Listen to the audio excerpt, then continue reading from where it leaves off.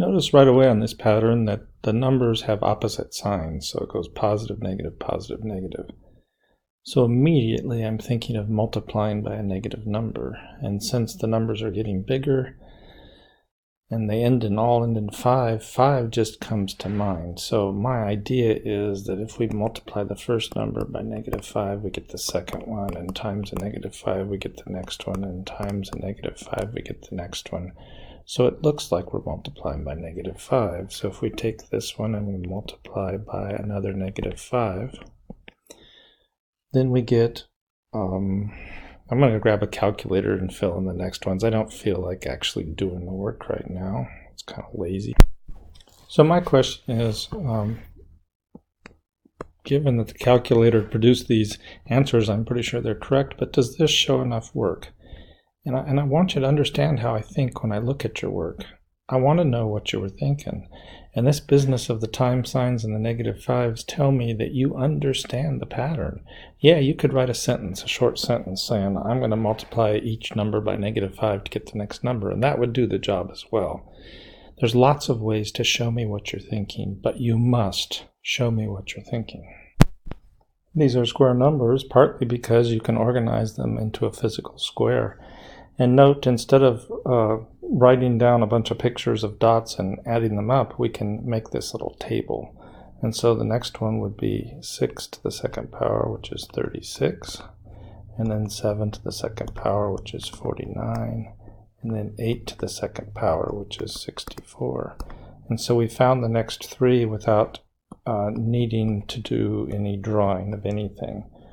Note, part B says, describe a procedure to find the next 5 numbers. Well, the procedure that I would describe would be 6 squared is the next one, 7 squared is the second one after, 8 squared, 9 squared, 10 squared. Those will find the next 5. Part C asks, is 72 a square number? Well, 8 squared is 64, and 9 squared is 81, and 72 is in between 64 and 81.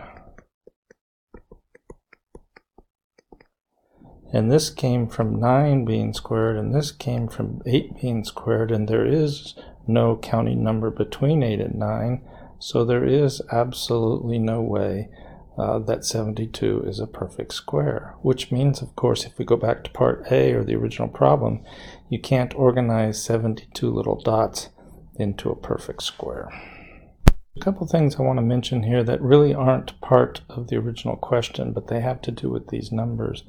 First, notice if you look at these perfect square numbers, if you add 3 and then add 5 and then add 7 and then add 9 and then add 11, you know, those are the increasing odd natural numbers, and so there's a pattern there.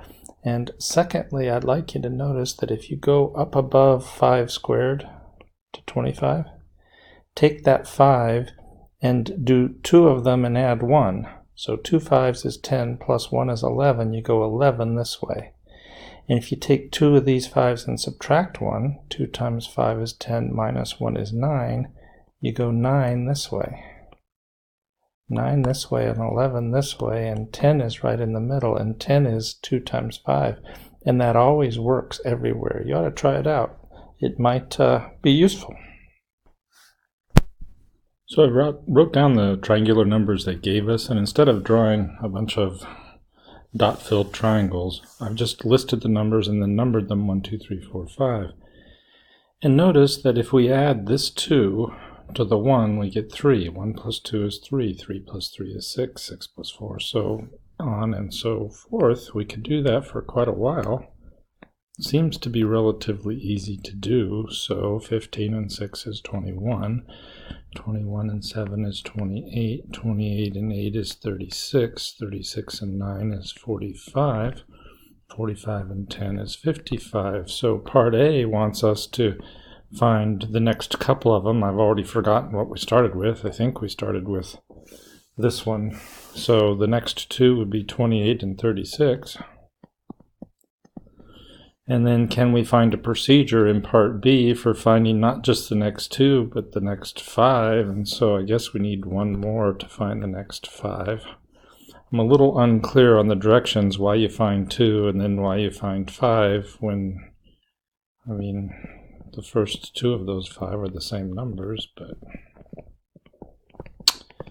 ours is not to complain too much.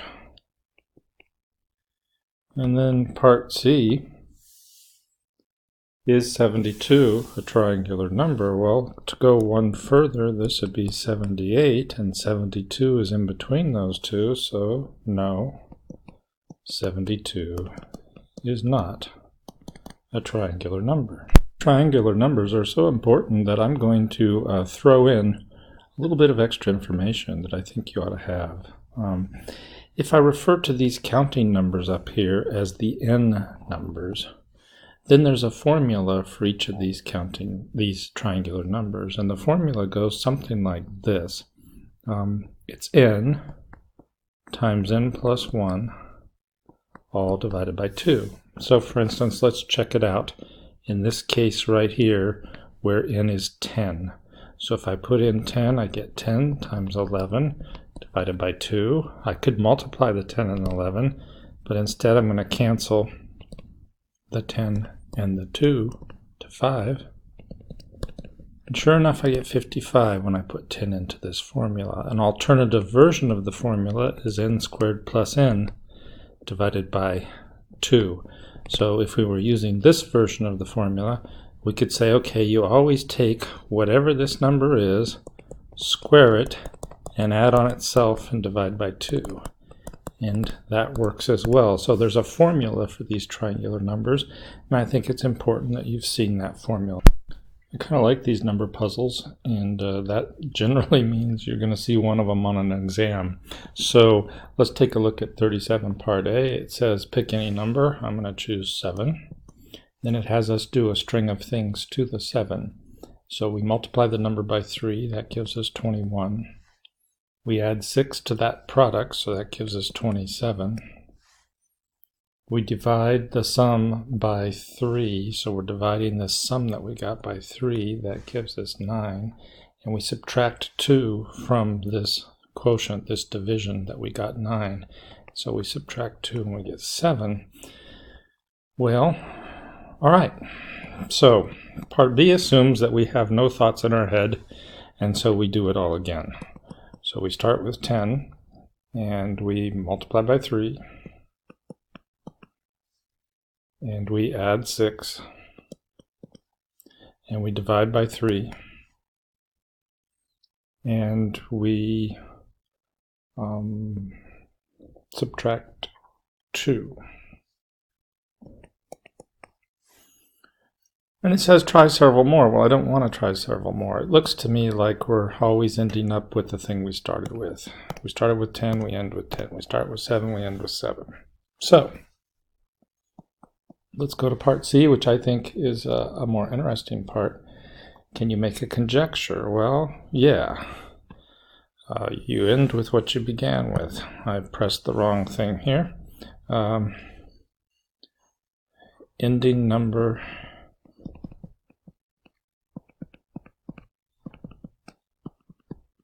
is the same as the starting number.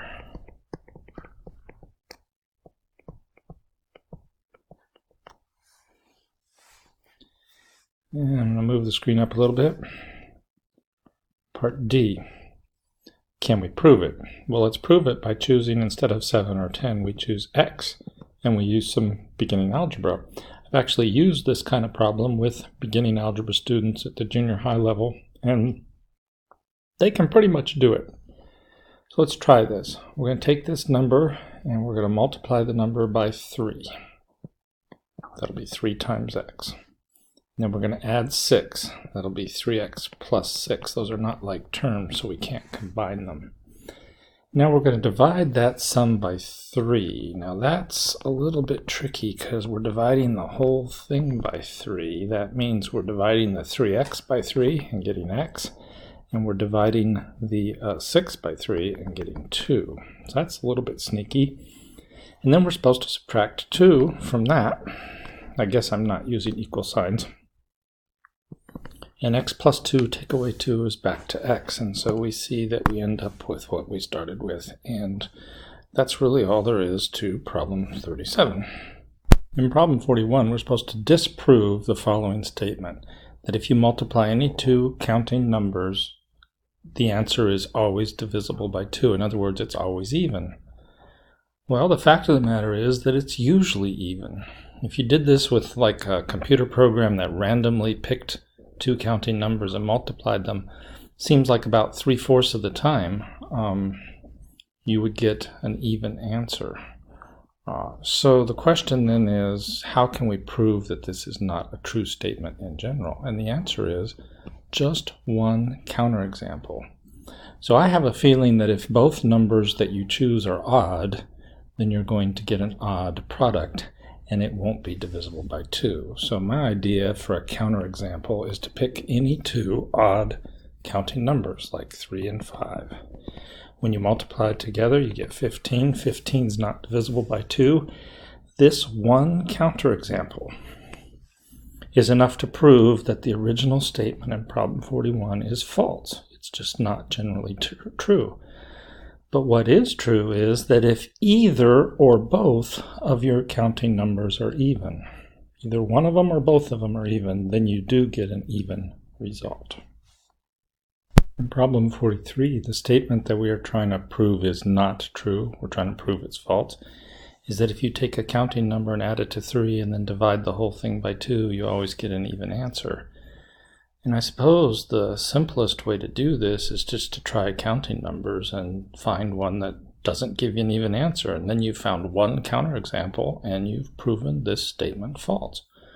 The first counting number is 1, but if you put a 1 in here, you get 1 plus 3 is 4, and 4 divided by 2 is even.